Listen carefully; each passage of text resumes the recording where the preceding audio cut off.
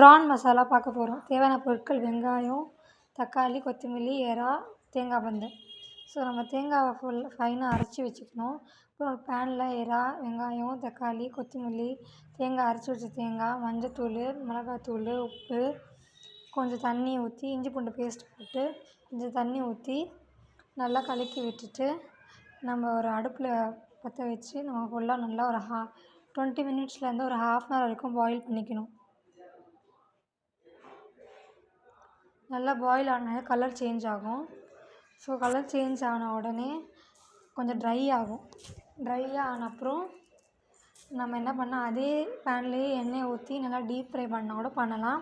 அப்படி இல்லைன்னா கூட வேறு பேனில் எடுத்து இந்த மசாலா அதில் போட்டு டீப் ஃப்ரை நல்லா ஒரு ப்ரௌனிஷ் கலர் வர மாதிரி டீப் ஃப்ரை பண்ணணும்.